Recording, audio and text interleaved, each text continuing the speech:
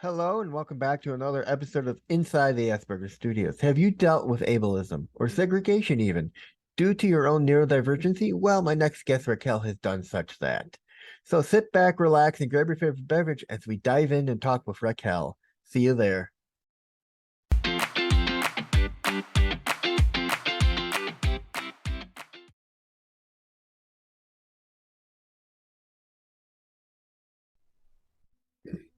Hello and welcome back to another episode of Inside the Asperers Studios. Today I'm joined with my guest Raquel. Welcome to the show, Raquel. Thank you for having me. So why don't you tell me a little bit about yourself and we'll get started. Sure. So, my name is Raquel. I'm 36 years old.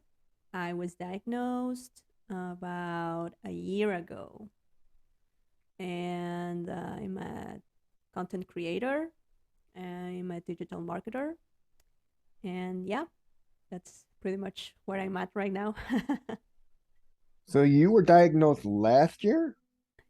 Yes, a little, yeah, last year. Yeah, I always mix up the dates because I got my diagnosis a year after my son. So I'm always confused. Like, was I diagnosed 2 years ago, 1 year ago? But yeah, yeah, it was a year ago. Yeah. So what was it like being diagnosed, being like the female on the spectrum? Um. Well, it definitely the diagnosis definitely brought um like a whole new level of self acceptance. Like it really helped me um look back without judging myself so much anymore. Hmm. Like I got my answers for many of the things that I didn't understand, for many of the things that maybe I didn't like, etc., etc. Um, so being a woman on the spectrum is definitely an experience that some people may not understand because sometimes we mask and we tend to imitate or mimic what other women around us are doing. Hmm. So we kind of go under the radar.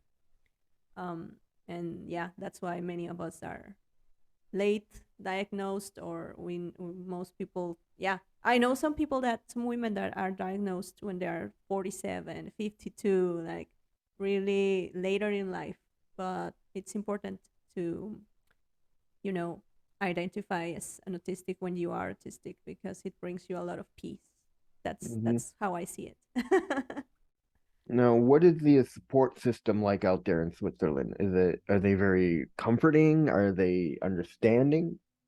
mm, in my experience, people, for instance, the educational system tends to go towards segregation Mm. more than integration. So the teachers really aren't prepared. And many people don't can't believe it. Like when I say this in Mexico, they are like, "Oh no way!" But it's Switzerland.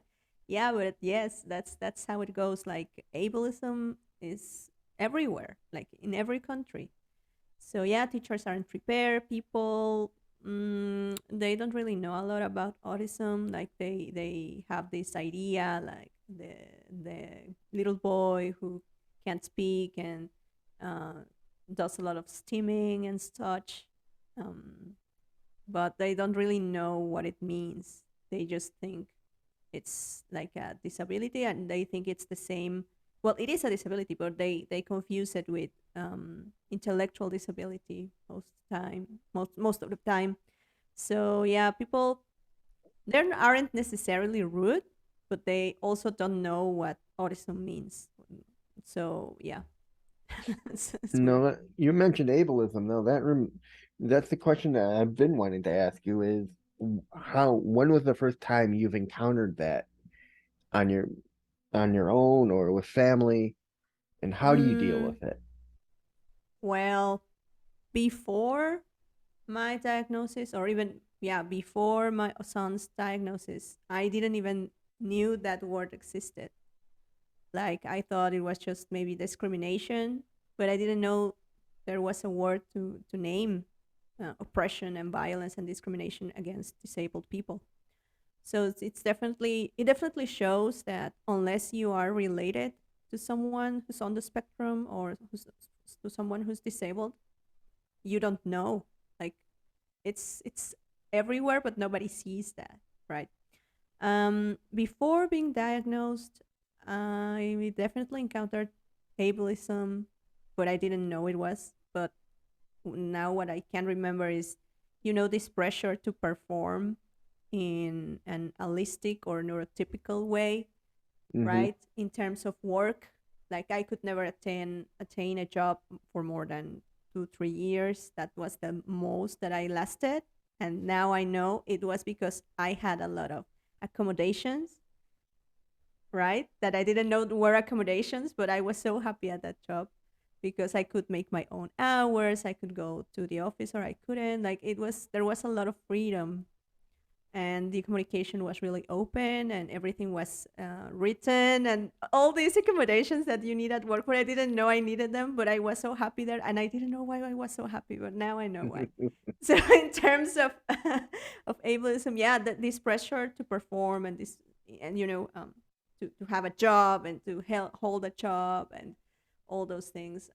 Also, yeah, like I never knew why I was like so tired all the time. Why it took me longer to like recover after any social event, be it from work or with family. I was like drained afterwards, and I Mm-hmm. couldn't never understand why. And people would say like, yeah, like you disappear, or you are cold, or you are, like, all these ideas, and it really hurt me, like in my self-esteem, because I didn't know why I was like this, right? And like I said, it's all those expectations that the society puts on us.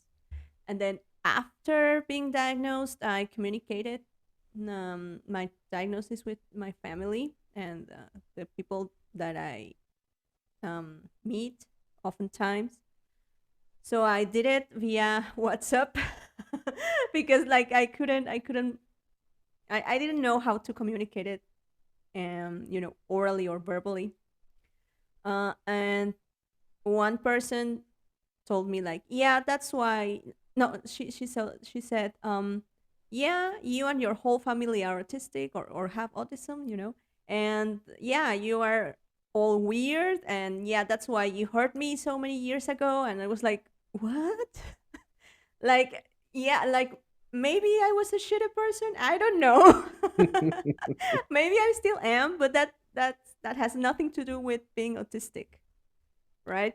Mm-hmm. So yeah, it hurt, it definitely hurt, but I was like, okay, this person doesn't know anything about autism. So I worked through it with my community of people that I've met online, and yeah, it definitely helped me like overcome that. But yeah, and the things people say, like, for my son, one person gave us, me and my husband, they gave us a book about a cure for autism, and these therapies, and it's really like, well-meaning people, like they have great intentions, but their impact is hurtful, and they Mm-hmm. don't know, and you don't know what to do, because this person, for instance, she's an older woman, she's like 80 or so.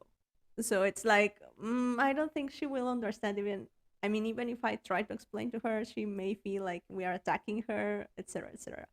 So yeah, yeah, that's the kind of thing that, yeah, I still encounter every day. Yeah, I understand that. I mean, there are people out there who think there is a cure for autism, but there really isn't.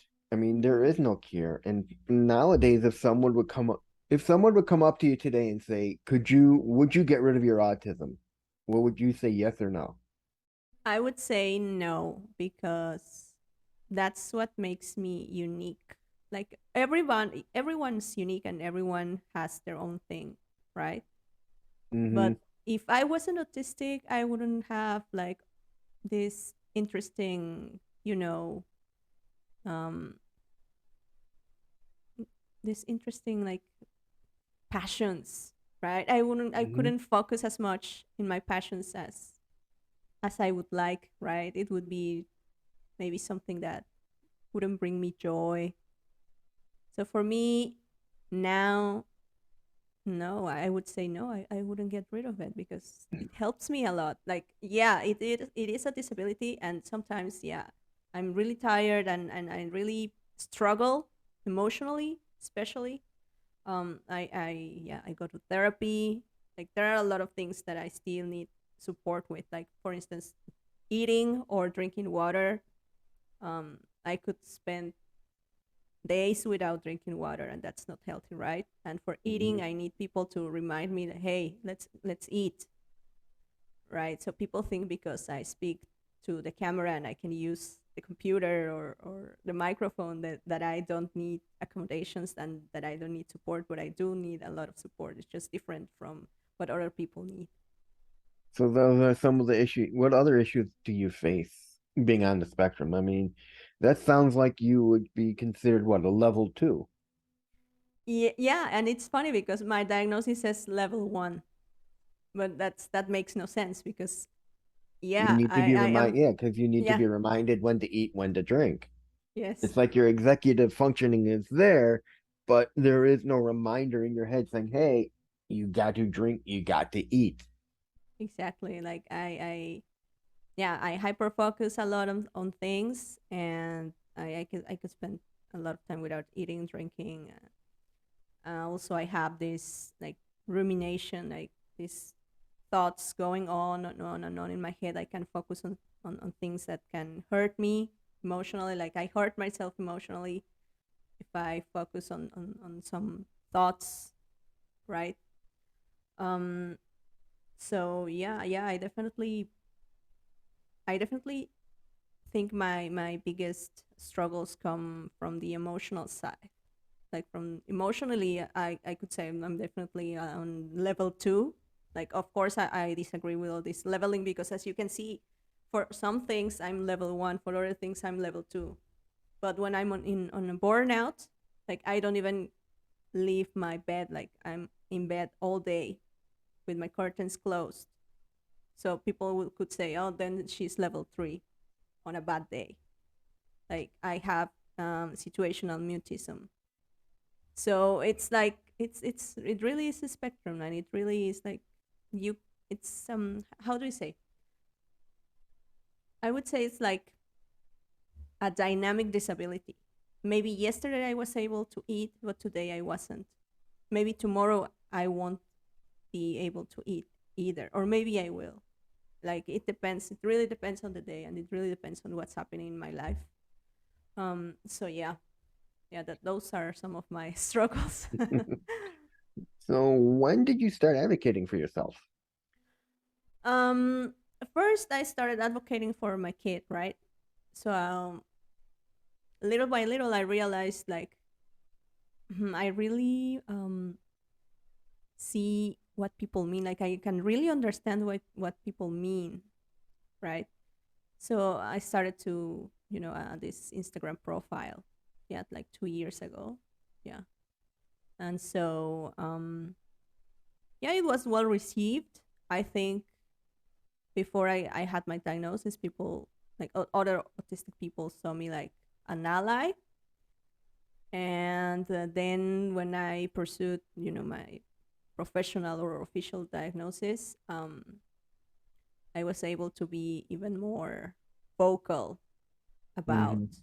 the needs of autistic people. But I always say I'm like this autism mom in recovery, because I made a lot of mistakes at the beginning. For sure, we all do.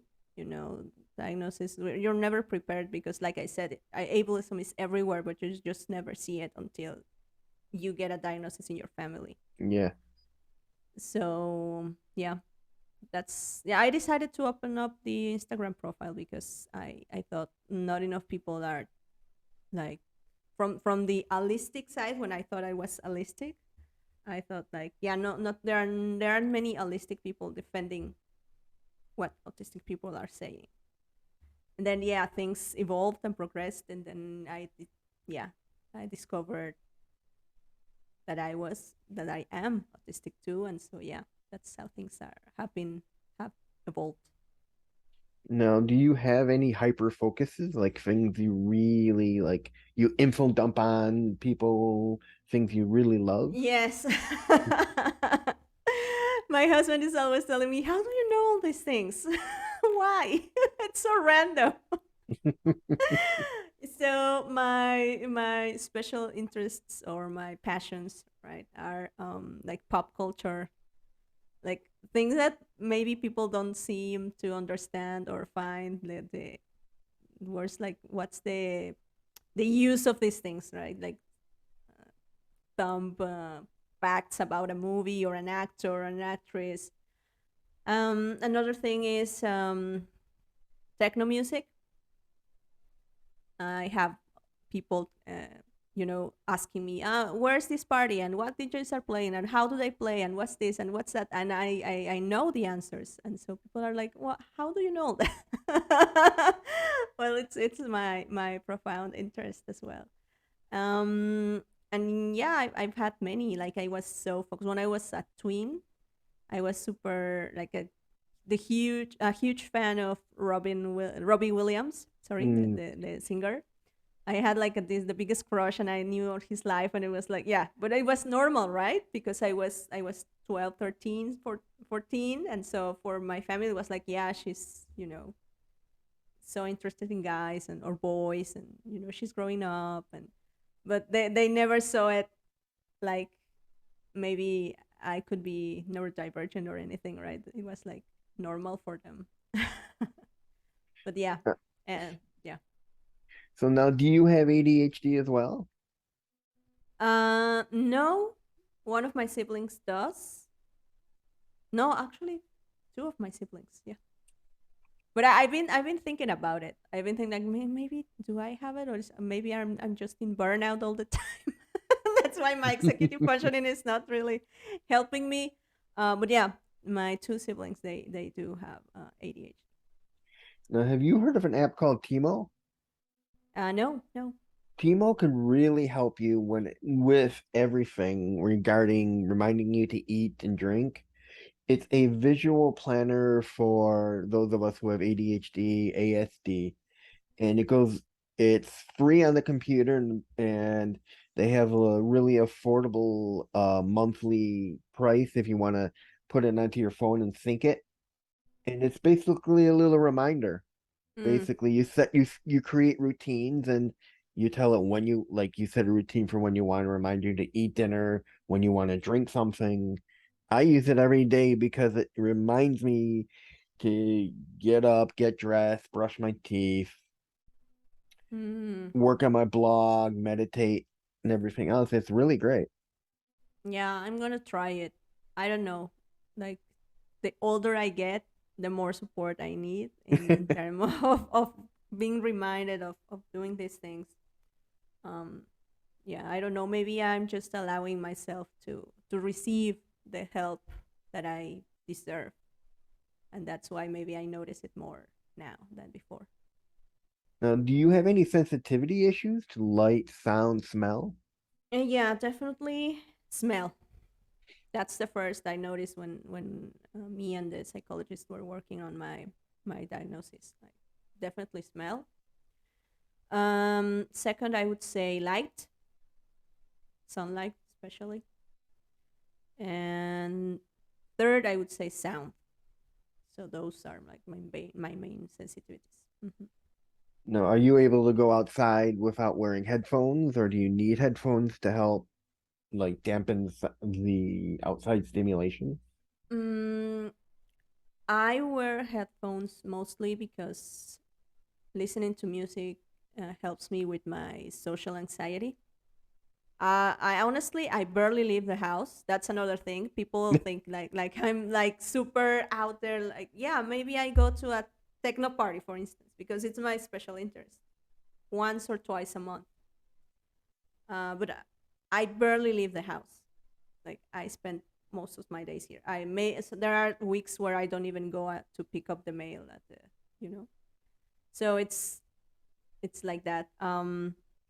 So when I have to go out or when I want to go out, yeah, I prefer to go listening to music to help me with my social anxiety. No. Uh, and then Yeah, I do use it also because here on the trains they have these announcements of the next station, and it's like way too loud sometimes. And I also wear sunglasses inside the train because those lights are terrible for me. Yeah. Now, how do you deal with overstimulation? Like if you're out or even if you're with your husband and your son and you Yeah. just get overstimulated by sound and light and everything, do you need to get someplace quiet? Yeah. Yeah, when we do go out, it's what helps me with overstimulation is bringing like steam tools or toys. Hmm. Also keeping in mind that if we go out, maybe we go out for 2 3 hours. If I prepare myself and say it's just 2 3 hours, just 2 3 hours, then that helps me a little bit to um, cope. But I definitely, when I need to go, I need to go, and I just leave. Like that's another thing. My friends when I was younger, they could never understand why I always left without saying goodbye. And they were so annoyed and worried. But I was like, I'm sorry, I just need to leave. To this day. And now, if I meet someone, which obviously doesn't happen very often. But if I do meet someone new and at a party or something, I just say, "Hey, I'm gonna leave, and maybe I won't say goodbye, but don't worry, like I'll be okay. It's not about you. It's not because I dislike you. I'm just like this." Yeah. Now, have you ever had any meltdowns before? Yes. Yes. Especially because I just all the time I just wanted to be part of events and parties, especially when I was a teenager, right? I always wanted to fit in. So part of that was going to the movies, going to parties, etc. And so to cope, I started drinking. Mm. And after drinking, many times I had meltdowns. But people took it as like maybe I'm like a messy drunk, right? But now I understand those were meltdowns. I was so overstimulated and masking and everything, and yeah, it was a huge, um, yeah, it was this period of time when I just couldn't find any other way to cope, to mask, except by using alcohol. So yeah, now I understand that, and after a few times of several meltdowns when I was younger, I decided to obviously drink less. um, and yeah, like check what kind of friendships or supposed friendships I had, and try to change who I was friends with, etc., etc. But yeah, it was a huge process that I had to discover all by myself because I didn't know I was autistic. So if I knew, maybe I could have avoided all that shame that comes after a meltdown, right? But yeah, yeah, yeah. Do you have a quiet place where, like, say your day is just so overstimulated, you go to like a special room in your house where it's specifically set for you, where the lighting is lowered and the music is calmer to help you calm down? Mm, definitely my room, and I ask my husband to take care of the kid when I can take when I can, you know, when I can't do it anymore. So if any mom is out there listening to this, you're not a bad mom for asking for help. You're not a bad mom if you need accommodations. Like it is what it is, and just as our kids deserve support and accommodations, we also deserve that. We need to be okay in order to take care of our loved ones. So yeah, I definitely say, you know what, I can't right now. Like I'm overwhelmed. So please, help me. And yeah, I'm lucky enough to have someone that understands that part and supports me. And if he can't, we ask for help to my mother-in-law or my mom. So yeah, we definitely have a support system as a family. Now, when did you come to the conclusion that Autism Speaks is not the organization everyone thinks it is? By listening to autistic people, what they had to say, by looking at the evidence. Once you understand that disability is not something to be ashamed of, once you understand disability is not a burden to the state, a burden to the social security system or health systems, then you can see why they are, Autism Speaks rhetoric is just violent, and it's not what people actually need in order to achieve like total liberation, right? Hmm. If we're it doesn't go with disability rights. It's the contrary to it. Now, this is a two-part question. One, when did you become a vegetarian? And two, do you have any issues of eating because you are a vegetarian? Yeah. Um, I started like 2 3 years ago. It was the worst part of the pandemic, I think. So I think um, it made me realize, okay, what is my part in this world, right? What can I do to make things a little bit better? If not for me, maybe for my kid, right? Because he will be here Hmm. and when I'm gone. So what can I do? And yeah, I started to look into, facts and figures about the meat and dairy industry and how it affects, uh, the environment. And so yeah, I was like, yeah, why not? Let's try it. And I started little by little. Um, and regarding like the change, right? And yeah, that's why I started little by little, because of course I don't take change very well, so I didn't want to put extra pressure on myself. Uh, so I started with chicken, and then uh, meat, and then pork, and then etc. So the difficult part, of course, is the textures. Textures are different when you eat tofu and tempeh and seitan. These other plant-based substitutes for meat.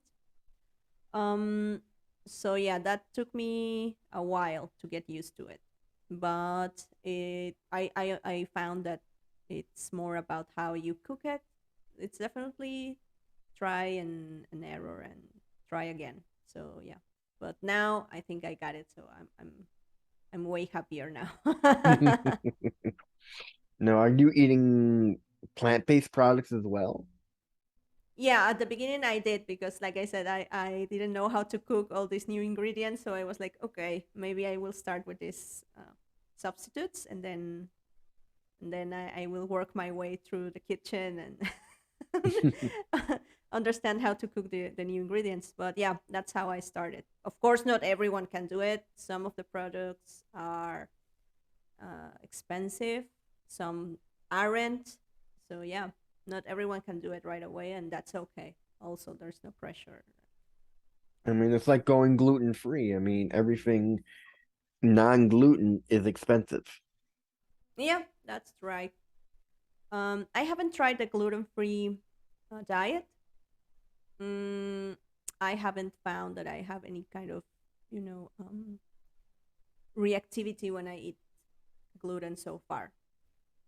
So I still eat gluten, and yeah, I don't know if I start feeling worse after I eat something with gluten, then I will definitely stop. But so far, I haven't had any problems, with gluten. Now, do you look at people differently now, knowing now that you are on the spectrum as opposed to when you weren't? Mm, yeah, I think before I used to compare myself a lot to other people, and it really brought me a lot of mental health issues and self esteem issues. So now I just try to see them for who they are. Like, this person is like this. I can decide, right? I got back my agency. Like I can decide if I want to keep meeting this person or not. I can decide what's my whole role in any relationship, be it at work or maybe new friends or whatever, or even relatives. Like I get to decide. So I try also not to judge people as much. I was super judgy. Mm. And now, yeah, it helped me to not judge people. So just take them as they are, and decide if I want to have a relationship with this person or not. And that has helped me a lot. It's less Now, of a how burden now. now how do you deal with socialization in general? Say you're going to a family party. Do you have a limit to how long you and your family are there for? And then just say, I gotta go. Do you explain it to them? Do they understand? Yeah, yeah, they do understand. Like, I prefer if we plan things ahead, maybe 2, 3, even weeks before, maybe a month before. Um, and yeah, yeah, they understand that. I have so many spoons. So yeah, no, they do definitely understand. They don't take it the wrong way. And finally, where can people find out more about you? So my Instagram and Facebook and LinkedIn and TikTok profiles are all in Spanish, and it's at Autismo Incondicional. So if there are any Spanish speaking people that listen to this, yeah, feel free to follow and yeah, hit me up. And that's it, everyone. That was Raquel.